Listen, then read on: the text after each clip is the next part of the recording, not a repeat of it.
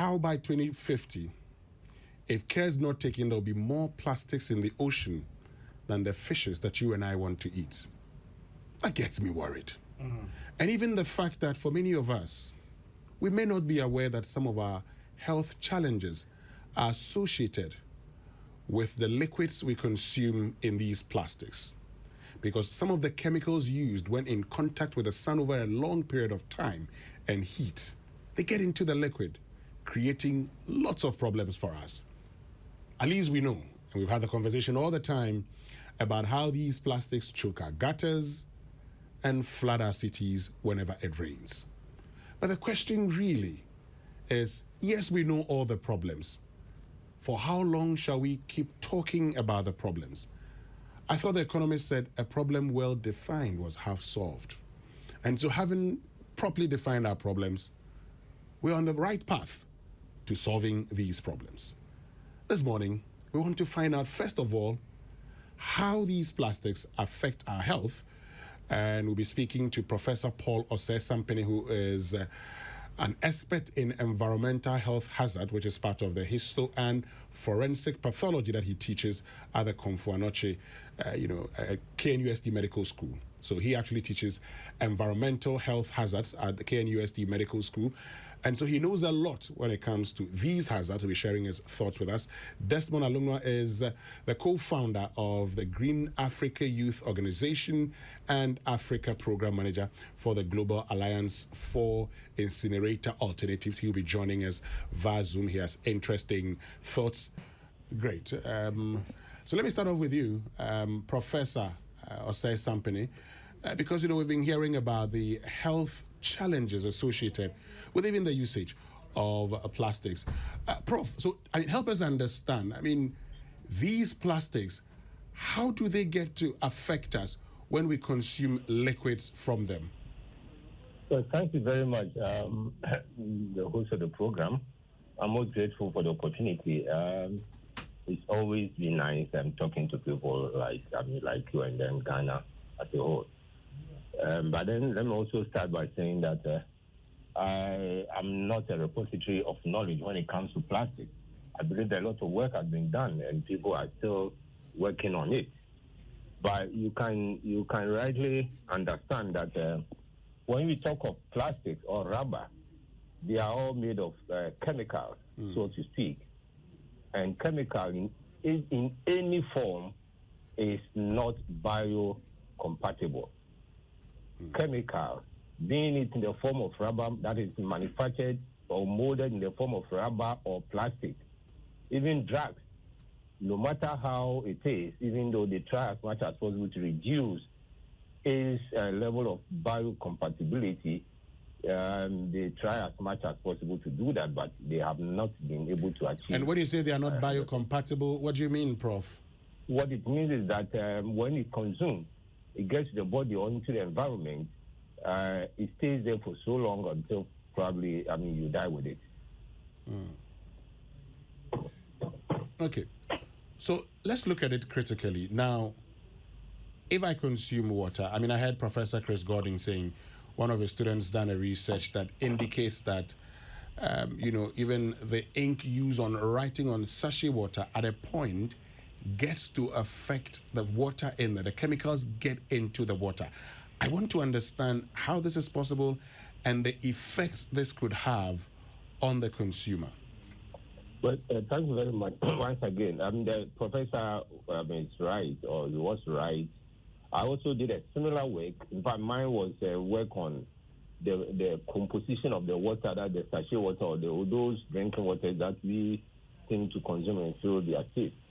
They may be safe to some extent as far as death is concerned. Direct death, seeing the debris and all those things are concerned. You may not see them, but you look at it and realize that they use chemicals to treat them. For instance, chlorine. The concentration of chlorine in some of these waters, I'm talking about the so-called bottled waters or sachet waters, and the concentration differ from one manufacturer to the other. And so, therefore, when consumed, can also affect the GIT, that is gastrointestinal tract. And some of them, too, for some reason, are not kept in a very good hygienic manner. So they can attract some some bacteria such as amoeba, eggs of worms and all those things that probably you may not even see. So you consume them, and then consumed, you get it. Then come back to the chemicals that are used. If you look at most of these, especially the sachet water, I'm not trying to sort of destroy or probably downgrade anybody's work.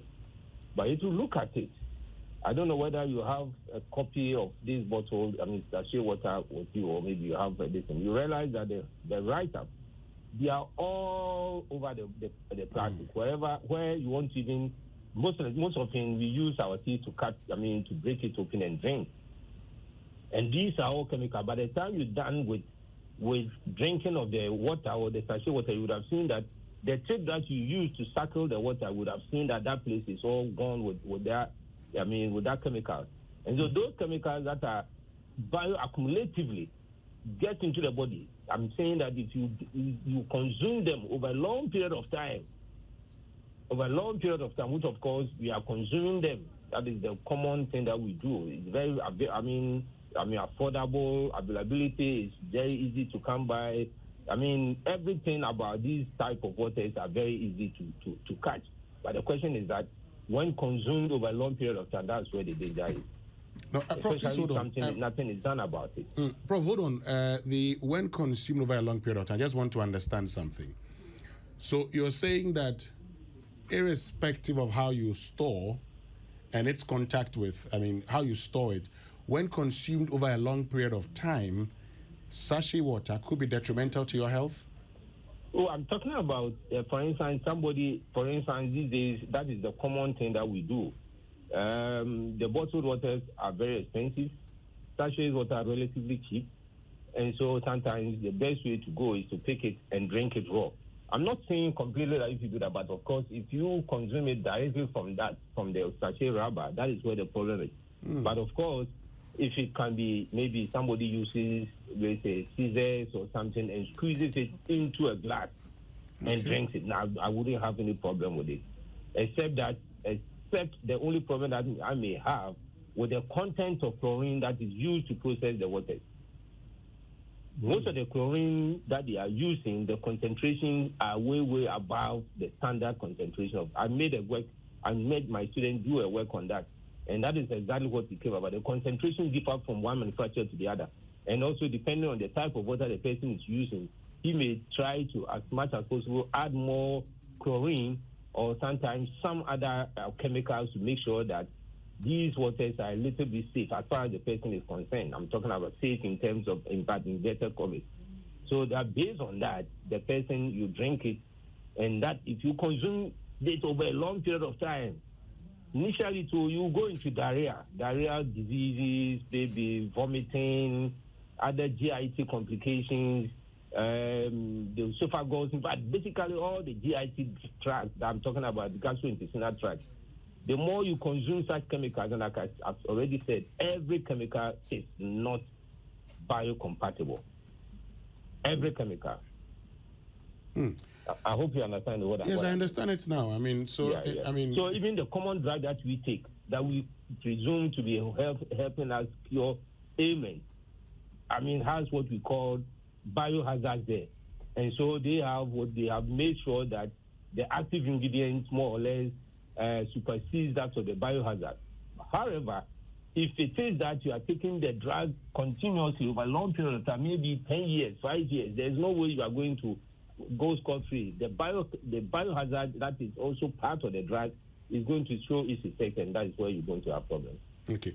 I would get to, Desmond shortly, but you've talked about, even the levels of chlorine used in the water themselves.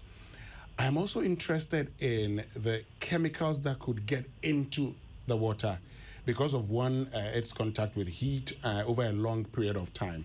What are some of these chemicals?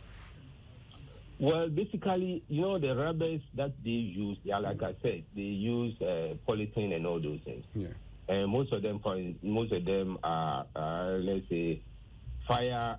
Unfriendly to fire. So any heat. I hope you understand. Yes. So, for instance, if there is any fire, outbreak, and then you put a rubber in there, you are sort of encouraging the fire to be more intense. And so what is happening is that if these waters that are kept in these rubbers or these plastics stand in the heat for a longer period of time, they more or less go into some micro chemical activity or reaction with the water. And that's the key word that I said, that if you consume them a lot, especially those that are so warm, kept in the under the sun for so long a time, maybe those that are kept all over long distances from one area of the country to the other, when they get to that place, probably the person is in a hurry to sell, he sells it, all those chemicals would have found themselves into the distance. But of course, probably if it stands over a long period of time to cool down, then those chemical reactions don't come in there. So the chemical reaction, basically, I cannot say all of them now, but just that chemical reaction takes place when the water is in the bottle and get heated over a long period of time. And then the other side is that you ingesting the water or drinking the water with the ink itself, the ink that is supposed to be around maximum about 20 to 30 micrometer. Now some of them are so thick. Do you understand? Mm-hmm. They are so thick on the rubbers that they want to make it very conspicuous for people to be able to read it by the company's name and all those things, the address and all those things. But the fact is that they spread it all over.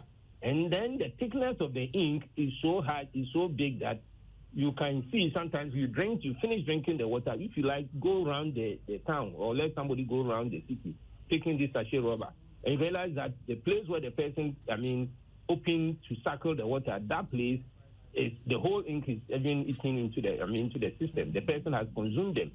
And so if you consume such thickness of that paint or ink, then you can presume that there's going to be a problem for you, GIT, your system. In fact, not only that, your lungs, your blood, everything may eventually be poisoned. I'm talking about poison with very careful using the word poison. But it's going to be, intoxicated, so to speak. That's where your body will be more of chemicals in your body, and then you have to later on, fight for it to treat it.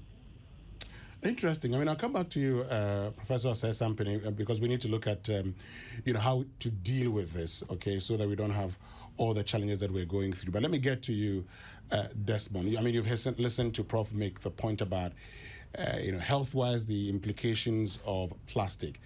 Now, let's look at how to deal with them, okay? And we've been talking about it for a very long time. We had contemplated, banning the use of plastics. It didn't work. How do we deal with this once and for all?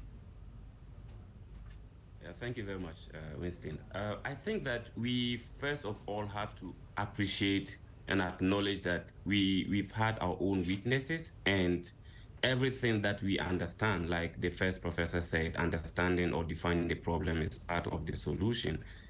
Everything that we have understood so far, it is within our means to solve it. And that's one way to see this. One way to see this is to approach it as a head-on solution that we can provide. So I'll give an example with government, for example. We have seen a lot of countries that have implemented their own way of tackling plastics, whether it is culturally orienting the people or it is actually improving infrastructure. I think that countries in Africa that have banned this, who are in a similar situation but have banned, and the ban has worked, have given us an example how we can approach the countries that have also banned and it didn't work at all, have also given us an opportunity to learn from the weaknesses of such approaches.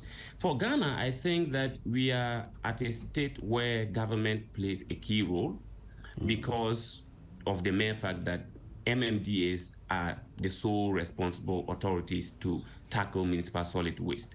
Most of these municipal solid waste are either burnt in the households. We conducted a brand audit 2021, 2022, and a lot of this, and I'm talking about at least 38% of this, ends up on the land or being burnt at home.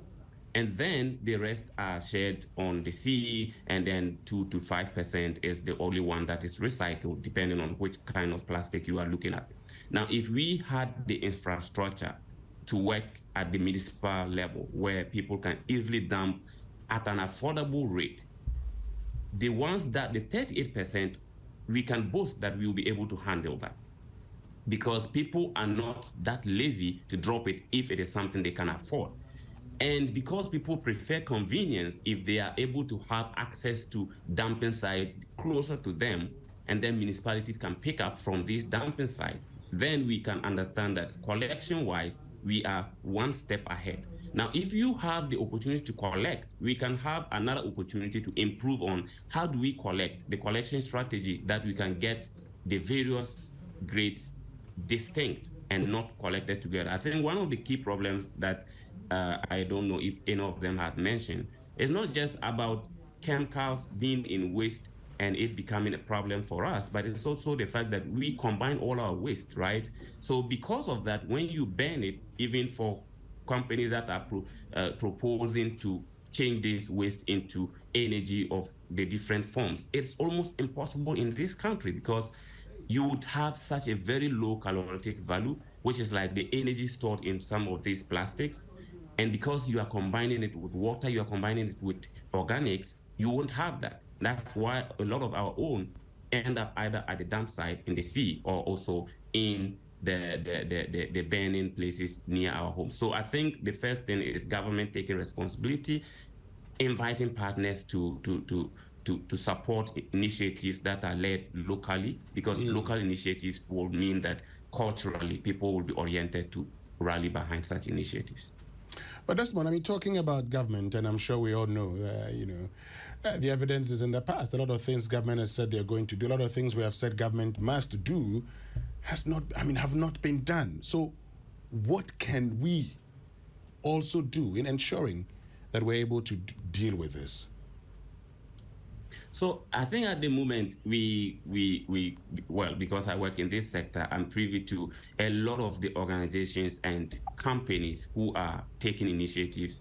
There are several innovations currently, particularly on plastic waste.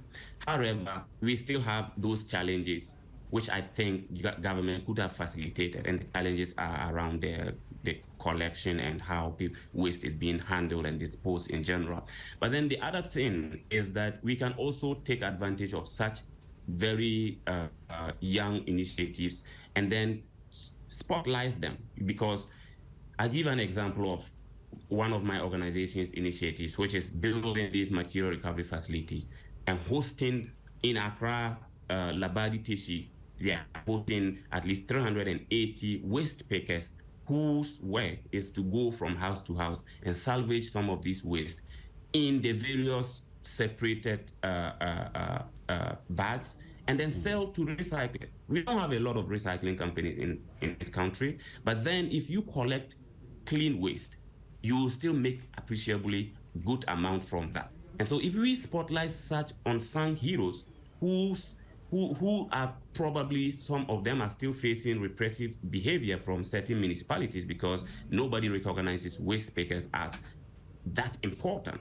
Sometimes I remember a story when one of them got hurt at the dump site and then was rushed to the hospital, and she was refused treatment because she was really dead, because she's coming straight from her office, quote unquote. Okay. So if we start giving appreciation to such groups, I think we can multiple the number, because this year in 2023, my organization is going to support such waste picker groups to launch a national waste picker group that can actually sensitize everybody about where to collect what and where to sell at what rate, so that you can make money, so people can appreciate. The other thing also is the fact that we have to educate people. I mean, if we take, for example, some of the things that we have really demonstrated solidarity as a people, even we can talk of how we celebrate our festivals like Homo and the rest. When a certain group arrives in a certain community, Teshi arrives in Labadi, you see a difference. You see people out there doing their own thing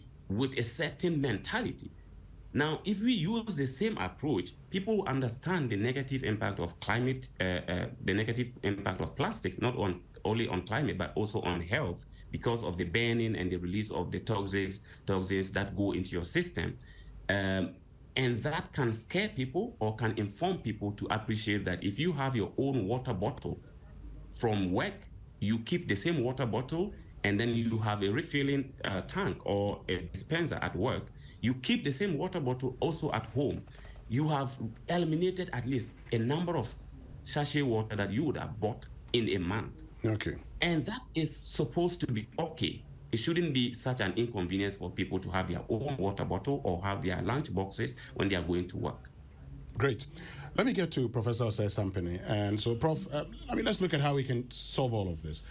First of all, I'm interested in the health concerns that we've talked about, and then we'll get into, how these plastics find themselves into gutters, choking them, and as a result, flooding, whatever the rains start falling. So first, let's start with the health concerns that we've raised. What should be done in solving them? Well, thanks so much once again. The health concerns, that is where my interest is so much. So that if you look at the health concerns, see, like I said, most of these plastics are bioincompatible, meaning that when consumed for a longer period of time, they can cause hazards, as far as the health of the individuals are concerned. Not only that, even the plants and animals around us, when they consume them, they can also get choked somehow. They can block the absorption capabilities of even these plants. I'm talking about the roots. When the root gets entangled with some of them, it blocks them. So basically, you can see what we are losing oxygen that you're supposed to even get from the plant. We are losing so many things. So the atmosphere is polluted with all kind of chemicals. And then apart from that, the ones that we eat by way of, ingesting food or drinking these waters that are polluted with some of these chemicals. And aside the fact that all these things, some of these chemicals are also carcinogenic, meaning that they can cause cancer in our body. So when we consume them over a long period of time, like I keep saying, if we consume them without we knowing the chemical components that we are consuming, that's where the problem comes. But some people are now even coughing, for a long period of time, and it's not resolving, not because they are TB patients or something, or they have any lung infection, but some of these chemicals have found themselves within. And so the macrophages, I'm talking about the biological agents that are supposed to fight the system in terms of this, and because they are rubbers, but they are plastic, they are very difficult to even be digested by this macrophage. I'm talking about those chemical components that are able to help defend the body. So basically, the person will cough for a long period of time. You go to the hospital, they give him all forms of medication, and the person still cough. The person will be running diarrhea. He doesn't know why he's been running diarrhea all year round. You go to the hospital, they take whatever they want to take, do so much, and they will not find anything. I'm talking about bacteria, but because they consume rubbers, they consume plastic, they consume ink, and some of these things, like I said, they are not compatible with life. They can give us a lot of chronic conditions that it takes us so long a time to fight. Prof, do I get the sense, and this is Mama V, do I get the sense that the bottle itself is safe, but the issue is with the sachet and polythene? I will not advocate for any, not the sachet, neither the bottle. I'm saying that whatever it is, I would wish that you go back. If you want to even drink it, make sure that you drink it in a manner that you don't drink it warm. The water within shouldn't get so warm before you drink. That is one thing. And that the labeling of these sachet waters must be tailored such that they will leave a space, assuming that still because of this cheaper and its availability, people still want to consume them. They should leave a place where they can say that open from here, meaning that if you want to use your teeth to open it and suckle, that thing there should be indication that they should be free of rubber. It should be free of ink. Do you understand? And then the water should not be, they shouldn't encourage people carrying them on their heads, standing in the sun for so long a time and selling them because they react. The true chemicals, the water is a chemical in some form, and then this particular one that is in the sachet or in the plastic, they are all forms of waters that when sort of chemical reaction when consumed can be a problem. But I mean, Prof, talking about if you had your own way, we should go back. Now, the challenge really is this: a lot of us will resort to drinking from bottled water or sachet. Drinking from our taps is no longer the way to go, really, Prof. So. Drinking from the tap. That's both. Taps in the house, in our various homes. In our various homes is something a lot of people would not do. Also because, you have some people, pumping water through, boreholes, to their poly tanks or to their tanks up there before, they get it running through their tap. So that's the challenge, really. So, you have people asking the question: in the midst of all of this, what do we really do? You see, what I'm saying is that it's a whole chain reaction. It's a very long chain reaction. Like you rightly said, we would have wished that we drink our waters from the tap, you pick it and drink it. That would have been the safest way of doing things. But what do we see? All our waters are contaminated by these chemicals that have found their way into the water bodies. These galamsey work and all those things, where they use all manner of chemicals to extract gold. You understand? They find themselves in our water. So naturally, it also goes down to the fact that these our water companies, those who treat our waters, who have to use a lot of chemicals to treat them. So basically, you look at it, it's a whole thing. So the whole system needs, in Ghana, we need to sit down and say, yes, enough is enough. Let us crack the whip at one particular place or two places and make sure that we resolve. Otherwise, when we're growing, I never saw any water being held in polytanks or rubber and all those things. We were drinking from our tap waters and all those things. Sometimes you just go and open it and with your hand, you fold your hand in a manner that the water drops there, you drink. And people were okay. Some will have questions as to the question as to, so those days were you not getting sick? Yeah, we were getting sick.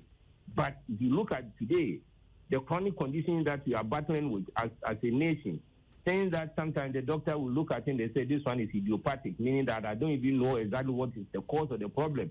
The person is coughing, the person is running diarrhea, the person has this. He goes to the hospital, the doctor cannot diagnose it. With all the sophisticated materials available, the doctor cannot diagnose it. Meaning that there's something that is wrong. So the doctor, in order to save his face, said that this particular condition is what we call idiopathic. That is, the cause is unknown. Do you understand? So they will allow you to move with it, and probably if you die with it. If you are lucky and one day you are able to eradicate all of them from your system, eradicate it. Otherwise, the system is such that I think those of us who are in leadership positions, those of us who are in academia, whatever we find, my brothers, my sisters, I will make sure that, or let us make sure that we publish. Let the system know about it. When the system knows about it, what it is that we can take an informed decision as to what to do. Do you understand? Because I believe that other developed countries might have gone through a similar situation. Now you go to Germany, if you buy plastic things, they are more expensive. And even that, if you still insist on buying the water from the shop, what you do is that after consuming the water, you bring the plastic bottle for a refund. So the water itself is cheaper than the bottle. I hope you understand what it is. Yeah. The water is cheaper than the plastic. So if you want to buy the one that is wrapped in bottles, it's far cheaper than the one in the plastic. And so basically we weigh the two and see which of them do we want. Do we want us to continue having cases where we cannot resolve in our hospitals? Or do you want to leave a system where our youth will be perishing in a manner that we don't even have idea as to what is happening? Then as a nation, we have to take a decision. That is my worry. Okay. Yeah. Should there be some sort of a ban on plastics? Come again, I can hardly hear that. I am asking whether we should consider some form of a ban on plastics. Well, I wouldn't be saying that we should ban it totally. But what it is that we should make it more expensive and unattractive for people to sort of patronize. More expensive, unattractive. How does it become more expensive? You buy plastic water and it's 3 cedis. I'm talking about sachet, it's 3 cedis. And then another one is maybe 10 cedis. And you realize that no, you cannot afford that type of water, what do you do? Probably somebody has also provided a bottled one, like Coca-Cola, and that one is cheaper. Wouldn't you go for that? You go for that. Or better still, if you want to still consume that water, which is in the plastic and all those things, please, you can pour it in a glass or in a cup. A glass, I would prefer glass. You pour it in a glass. Okay. At least it gives you an opportunity to even look into the water, whether there's some debris or not. But you don't just take it and gulp it just like that. Do you understand? As you are pouring it in that small opening, you realize that if there are some obstacles, sometimes it catches your eyes and you become aware of that. Oh, there are some particles in it, so I have to be careful. So even if you want to use it, make sure that you pour it in glass and drink it. At least it gives you an idea as to what you are drinking. And I believe that one will be a better way of, instead of going outright ban on that thing, it's going to be a problem, an economic problem. But the question is that we should make it more expensive. And when it becomes more expensive, people will be very careful as to what to consume. And aside that, those who continue doing business with the plastic, they should be in a position of recycling them. When you recycle, you reduce the cost. The government doesn't need to bring you so much money to be able to bring this plastic from China and wherever. But those that are already in the system, because if you start buying rubber, the government decides that, look, from today onwards, I'm buying every rubber that you bring. You bring maybe 1 kilogram weight of this thing, plastic, and then we'll give you 10 cedis. You see how people will be chasing after those rubbers, and then they will not find their way back into the waters, and they will not find their way into the environment, especially the soil and so on and so forth. All right.